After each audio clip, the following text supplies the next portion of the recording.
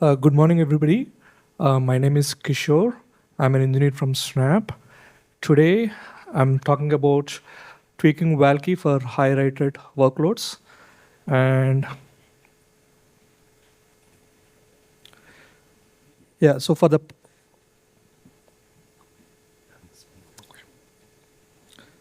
past 1 year, I'm leading the efforts for migrating our 350 KDB clusters to Valkey clusters.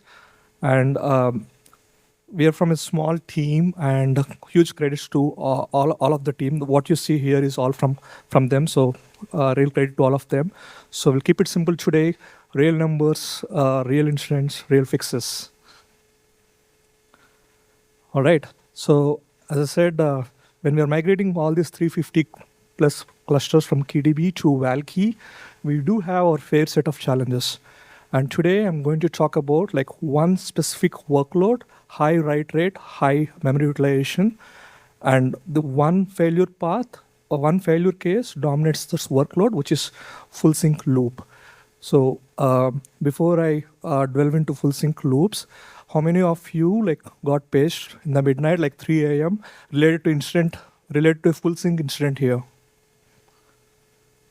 So I see quite a few hands here. Yeah, this talk is like relevant for all the folks who didn't raise your hand. This is how you keep it that way. Yeah. So since most of you is familiar with full sync loop, here is just quick refresher of how full sync works. Replica connects to primary, and primary decides to do a full sync, and then primary starts saving the RDB over the disk, and RDB transmits over the network, and then a replica starts loading the RDB, and then after that it starts replaying all the writes, and then it will be completed. At any point of time, if the replication buffer accumulated, the writes are accumulated in the replication buffer of the primary. When at any point of time the replication buffer gets full, this process like repeats. This is called like full sync loop. And speaking of that, just reminds me of my memory where I first joined this caching and storage infra team. I got paged in the midnight, and I see the replica restarted 43 times or maybe 46 times. Honestly, I lost track the count, and to the point that I questioned like what did I get into. Then that's when I realized we have actually a bigger problem. And when we actually like delve into that, this particular use case basically is like pretty interesting. When we basically think of full sync loops, we usually think about like high memory and high write rate applications. However, for very read heavy applications, like we get into that because like for us, like we had a bug where replica replica is in the full sync process. It hasn't loaded the cache yet, and app is sending the traffic to replica, and replica is responding the traffic with cache misses, and those cache misses are again backfilled from app to primary, and that is filling the replication buffer of the primary, and the loop starts, and it's also like making the full sync longer. And so when we did the audit of all the full sync related incidents over the 12 months across our KDB clusters, these are the root causes in the order of the frequency. The first being the replica not rejecting the traffic during preloading is the most common use case. And after that, the underlying write pattern could change. That could basically that could fill the buffer faster, or even the buffer was never right sized from the beginning, or like node failures cascading to full sync issues, as well as we also like switched to we were also using disk-based replication buffer at some point in KDB. Like when we were switching from in-memory to disk-based replication buffer, like we also had some bugs for that. So what we did in order to address these full sync issues, like we did mainly 3 actions. The first phase, I would say we are in denial phase. We keep chasing the write buffer size we keep tuning the write buffer size for clusters as we goes, and sometimes even as I said, we switched to disk-based replication buffer, and dynamically we were switching from in-memory to disk-based replication buffer. Well, it bought some time, but it didn't fix the underlying loops. Then we also worked on shortening the duration of the full sync by relying on forkless sync, as well as we also fixed that replication, the replica rejecting the replica taking the traffic in the full sync bug as well.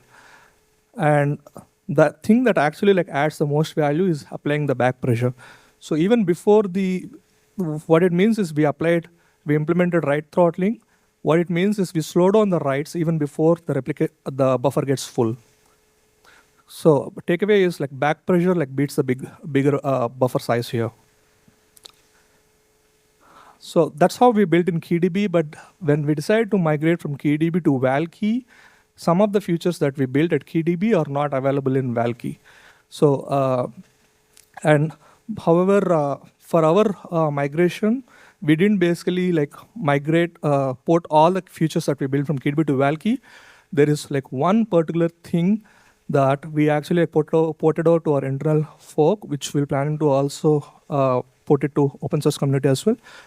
That is write throttling. We picked our write throttling, and there is something else that is not present in KeyDB that is available in Valkey, which helped our use case, which is the dual channel replication.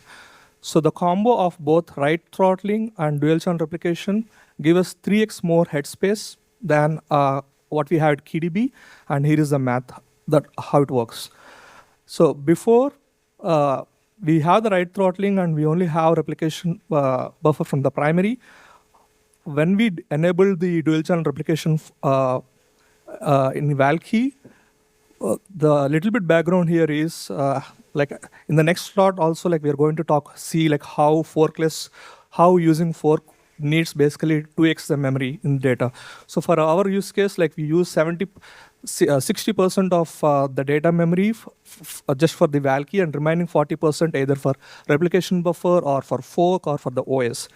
Since we have the dual channel replication and replica doesn't need copy on write memory, so we instantly 2x the replication buffer size, and then we added the write throttling and the primary at 50%. So that gave us basically 3x the headroom, 3x the baseline of our replication buffer for all of our clusters.